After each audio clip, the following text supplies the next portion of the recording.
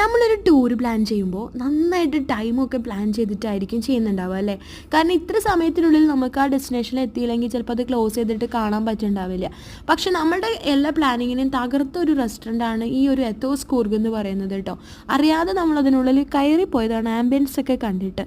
ഈ മിന്നുന്നതെല്ലാം പൊന്നല്ല എന്ന് പറയുന്നത് പോലെ ആയിട്ടോ. അതിനുള്ളിൽ കയറിയിട്ട് നമ്മൾ ഒരു മോമോസും പിന്നെ ചിക്കൻ നൂഡിൽസും ആണ് പറഞ്ഞത്.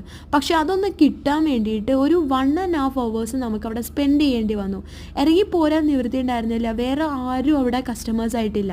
അപ്പോൾ നമുക്ക് വേണ്ടിയിട്ടുള്ള ഫുഡ് അവരവിടെ ഉണ്ടാക്കി തുടങ്ങുന്നതിൻ്റെ സ്മെല്ലും പിന്നെ ശബ്ദമൊക്കെ കേൾക്കാൻ തുടങ്ങിയത് കാരണം എങ്ങനെ ഇറങ്ങി പോരും, ഫുഡ് വേസ്റ്റ് ചെയ്യാൻ പറ്റില്ലല്ലോ എന്ന് വിചാരിച്ചിട്ട് നമ്മൾ അവിടെ ഇരുന്ന് കഴിച്ചു കേട്ടോ. ഇത് മോമോസ് കുഴപ്പമുണ്ടായിരുന്നില്ല, പക്ഷേ ചിക്കൻ നൂഡിൽസൊക്കെ അട്ടർ ഫ്ലോപ്പായിരുന്നു കേട്ടോ. റേറ്റ് ആണെങ്കിൽ ഭയങ്കരമായിട്ട്, സർവീസ് ആണെങ്കിൽ എക്സ്ട്രാ ഒരു പ്ലേറ്റോ സ്പൂണോ ഗ്ലാസ്സോ ഒന്നും തരാതെ വേണമെങ്കിൽ കഴിച്ചോളൂ എന്നുള്ളൊരു ആറ്റിറ്റ്യൂഡ്. It was A